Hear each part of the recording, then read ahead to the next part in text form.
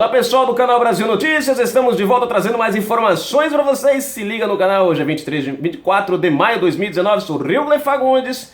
Bom, dá aquele apoio moral, ajuda a gente. Dia 26, vamos sair às ruas e defender o nosso Brasil e apoiar o nosso presidente, belezinha? Vocês estão vendo aqui do lado aqui o camarada aqui, gente finíssima, sempre estou trazendo alguns comentários dele. Bom, Zé Dirceu fez uma promessa aí, disse que um vulcão ia entrar em erupção, né? Lá para a militância petista, quando ele foi preso, né, anunciou os 4 ventos, vai ter chuva de cinzas e blá blá blá. Então, realmente ele estava certo, gente. Só tem um detalhe nessa profecia dele aí que ele não... acho que ele se atrapalhou. Mas vamos entender aqui o que aconteceu. Se inscreve, comenta, compartilha e não esquece de apertar o sininho das notificações. A profecia de José Dirceu vai explodir como ele previu, porém em sentido inverso. Você vai entender já já. Vulcão. Ao ser preso na semana passada, 16, em Curitiba, condenado novamente como ladrão na Operação Lava Jato, o ex-líder e ex-ministro José Dirceu enviou à militância petista uma mensagem gravada em áudio que foi compartilhada em grupos do WhatsApp, na qual fez referência às manifestações em defesa da educação e contra o governo Jair Bolsonaro que levaram algumas minorias a radicais e militantes de esquerda às ruas, CUT, MST, UNE, pela qual disse: o Brasil já está mudando, o vulcão está em erupção. Como eu disse no Tuca, um vulcão embaixo de um país de jovens e mulheres vai, como está acontecendo, entrar em erupção. Pula a propaganda, deixa eu ver aqui, pula, rapidão, aqui. Só um segundo. Aqui, pronto. O quadrilheiro não estava equivocado e teve o dom da profecia, só que os efeitos do fenômeno serão percebidos e sentidos mesmo pelo Brasil e pelo mundo no próximo domingo, 26, quando a erupção vulcânica advinda do fenômeno da mobilização social será extravasada no sentido intensamente, democraticamente a explosão da massa popular ao invés de fogo e larva quente. Vai dizer que quer expulsar da vida pública brasileira uma camarilha que insiste em pensar que o país é uma cleptocracia. A defecção começou em 2018, com a eleição de Bolsonaro, mas o vulcão continua ativo. O Pedro Caruso estava certo.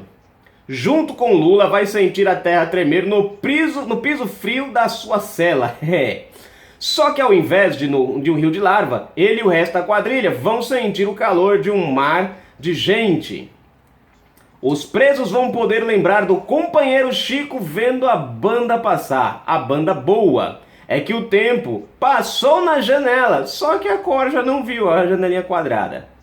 Bom, vamos ao vídeo. Gente, vocês já prestaram atenção que esse povo do PT é tudo meio, né? Tudo deles é vulcão, é conflito. Vocês já prestaram atenção que tudo do PT é conflito, é luta armada, é oposição. Eles não têm nunca uma palavra assim de paz. Tudo deles é sempre partindo para algum tipo de ação violenta. Já prestaram atenção nisso?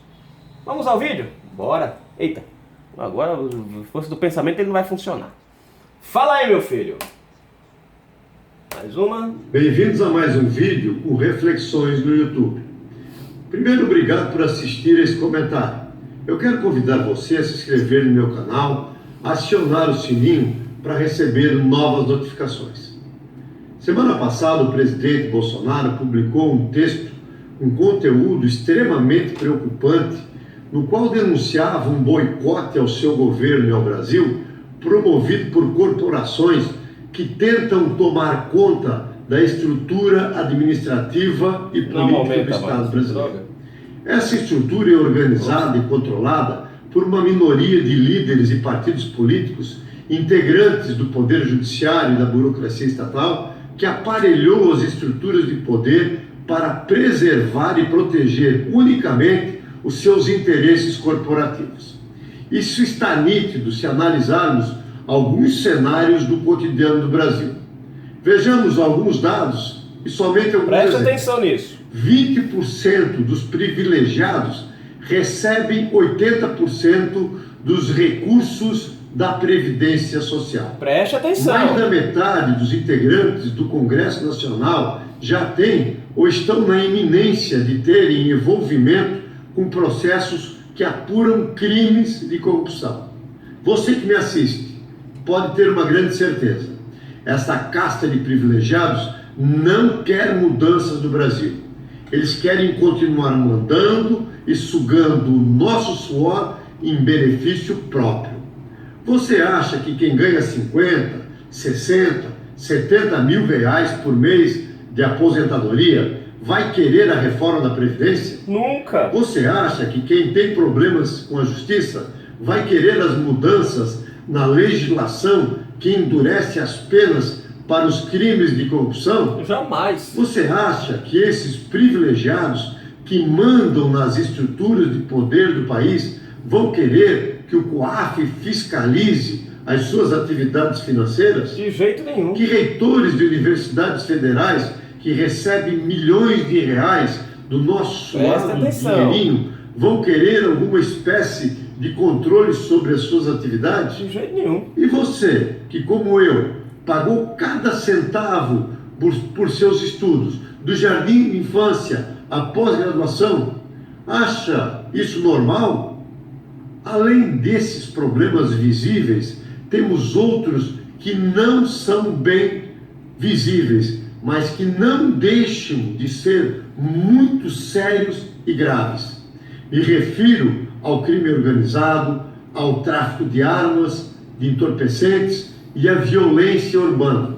Não tenho dúvidas, a origem de toda essa criminalidade está no sistema corrupto e na impunidade que impera no Brasil e que é coordenado por esse grupo que não representa mais de 100 ou 200 mil pessoas. São todas as corporações que não prestam? Claro que não.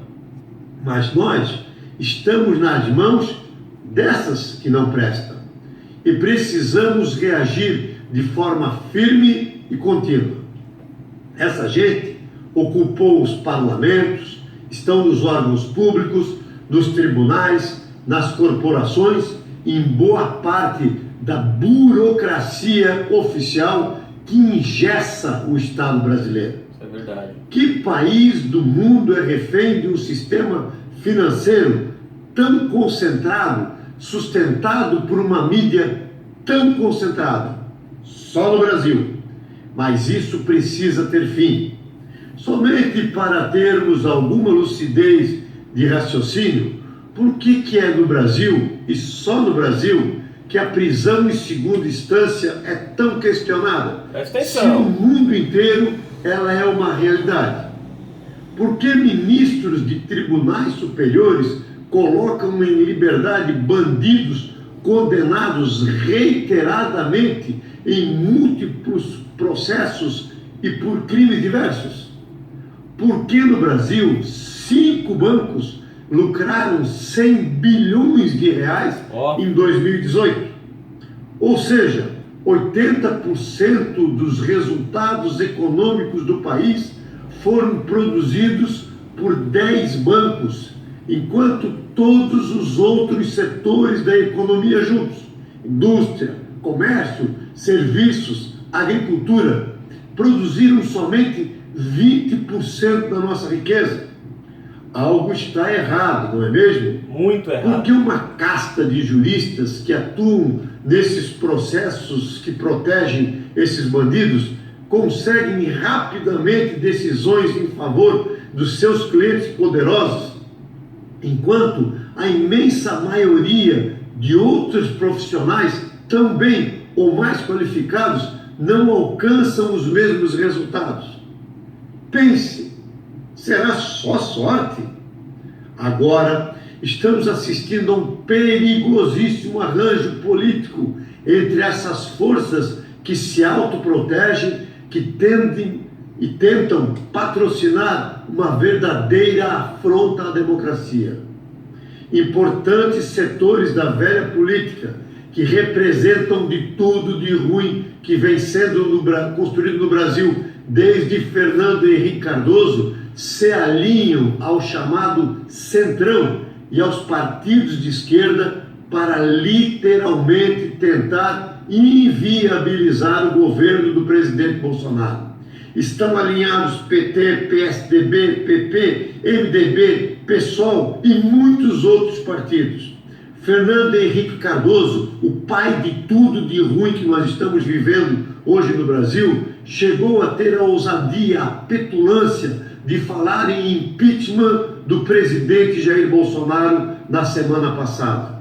Rodrigo Maia, o chileno chinelão, quer esvaziar os poderes do presidente da República para tentar transformar o Brasil numa espécie de parlamentarismo branco, obstruindo a gestão da coisa pública, tentando isolar o presidente para transformá-lo numa rainha da Inglaterra. E não está sozinho nesta empreitada.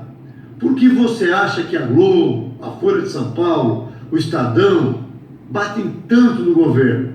Porque eles estão com seus privilégios ameaçados. Se Bolsonaro for bem, essa gente vai mal.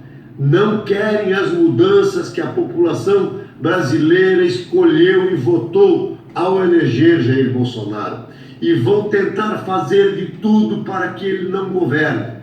Desde desmoralizar o governo até obstruir as iniciativas para implantar as mudanças com as quais se comprometeu na campanha eleitoral. E não é isso que nós estamos vendo? O boicote no parlamento à lei anticorrupção do ministro Sérgio Moro, a tentativa de impedir as mudanças na estrutura administrativa com a volta de ministérios que foram cortados por Bolsonaro, a ameaça do substitutivo ao projeto de reforma da Previdência para esvaziar perante a população a credibilidade dos poderes do presidente da República. Tudo que a população aprovou não anda. Tudo que foi soberanamente escolhido pelo voto popular é escandalosamente boicotado por essas minorias. Temos que ter lucidez, leitura, temos que perceber e termos atenção com o senso de oportunidade. E que se não aproveitarmos essas oportunidades, elas podem passar em branco. Muitos dos eleitores do presidente Bolsonaro e mesmo milhares de brasileiros que não votaram nele torcem para que o Brasil dê certo. Mas essa minoria que infesta está encravada nas estruturas de poder do Brasil, está fazendo tudo para enfraquecer o presidente e o governo. Porém, essa minoria é uma minoria e, como minoria, precisa ser tratada. Eles não podem mais exercer o poder. Eles não devem mais impedir que o Brasil erradique a corrupção. Eles não podem mais boicotar o nosso futuro, dos nossos filhos, dos nossos netos. Eles precisam ser enfrentados com coragem cívica e com firmeza, democraticamente, de forma ordeira, mas maciça. A população precisa voltar às ruas. Os integrantes dessas corporações que querem manter as mordomias, os banquetes regados a vinho e a lagosta, as ricas aposentadorias, a impunidade, o aparelhamento do Estado e o controle das riquezas do Brasil precisam ouvir o ronco das ruas. E o ronco precisa ser forte, alto e ameaçador. Eles precisam conhecer os limites e saber que nós estamos no limite. A eleição do presidente Bolsonaro foi muito trabalhosa, custou muito esforço da grande maioria dos brasileiros. Nós não podemos deixar que esse trabalho se perca. Nós não podemos permitir que o Brasil volte a ser ou continue a ser uma cleptocracia. Nós temos grandes líderes: Bolsonaro, Mourão, Sérgio Moro, Paulo Guedes, Tarcísio de Freitas, General Heleno, os governadores Zema, Witzel, Comandante Moisés, as deputadas Joyce Hasselmann, Janaína Pascoal, entre tantos e tantas outros e outras. Precisam sentir que... Gente, só uma rapidinha aqui. Quando ele fez esse vídeo aqui, foi antes da Janaína Pascoal dar aquele showzinho dela, né, em questão aí ao Bolsonaro e ao PSL, né? Então, quando ele falou isso, foi antes dela tirar a máscara, tá? Massas apoiam majoritariamente o governo. Daí que no próximo dia 26, no próximo domingo deste maio de 2019, é dia de mostrarmos ao mundo que o Brasil mudou. É dia de uma estrondosa manifestação pública em favor das mudanças que o Brasil precisa, contra a corrupção, contra os corruptos, contra as mordomias, contra a esquerdalha, contra os oportunistas, contra os privilégios e contra os privilegiados. Você não pode ficar de fora. O Brasil te chama. Temos muito trabalho pela frente. O Brasil conta com cada um de nós. Se nós não reagirmos, seguiremos sequestrados por essa casta de canalhas, ladrões, corruptos e corruptores. Quem não for às ruas no domingo vai perder o direito de reclamar depois. Bom, gente, tá aí, deixa eu desligar rapidinho, antes que entre o outro vídeo. Pelo amor de Deus, vai dar certo aqui, vai dar certo. Ajuda aí, colabora a televisão. Ai, foi. Ai, meu controle não chegou aí, pronto. Desligou, muito bem. Bom, gente, eu acho que nem precisa mais eu falar alguma coisa, porque, né, Augusto Nunes deixou isso bem claro aqui no nosso no comentário dele. É só recapitulando aqui, ele falou da Janaína Pascoal, mas ele ainda não tinha, a Janaína ainda não tinha ainda feito aquela papagaiada dela, tá? Então, mais uma vez, só reforçando, dia 26, domingo, vamos sair às ruas, cada um faz a sua parte. Quem puder sair, sai. Quem não puder, faz um vídeo, mas vamos fazer alguma coisa para mostrar que nós queremos um Brasil livre desse petismo, livre dessa corrupção, desse marasmo. Vocês viram ele falando aí do parlamentarismo branco, estão tentando esvaziar os poderes. Eu fico achando engraçado, porque em 16 anos de PT e Temer e tudo, e ninguém nunca se preocupou em mexer em qualquer coisa. Agora, por que nunca se preocuparam em mexer? Porque um era envolvido com o tal das malas de dinheiro, o outro era envolvido com a Petrobras, o outro era envolvido com as empreiteiras Odebrecht, o outro era envolvido no mensalão, o outro no petróleo-duto, o outro no raio da batata que o parta, o outro no golpe dos Correios, o outro nas pensões, nos fundos de pensões, o outro e a outra, e o marido e a mulher roubando, né, todo mundo sabe quem é, a Previdência Social. Por isso que nem nunca se preocupou em mexer com os poderes do presidente, porque por mais que o presidente não fosse agradável, mas deixava eles roubarem à vontade. Bolsonaro, ele entrou com o propósito de acabar com a corrupção, e aí, meu amigo, doeu na carne deles. Por isso que eles não querem mais a Bolsonaro no poder, por isso que eles não querem aprovar a reforma, porque se eles aprovarem reforma, deputado não vai mais poder aposentar-se com 50 mil reais. Como assim 50 mil reais, Yuli? Porque o cara tem direito à aposentadoria especial, como o Sarney, por exemplo. O Sarney tem 3 aposentadorias,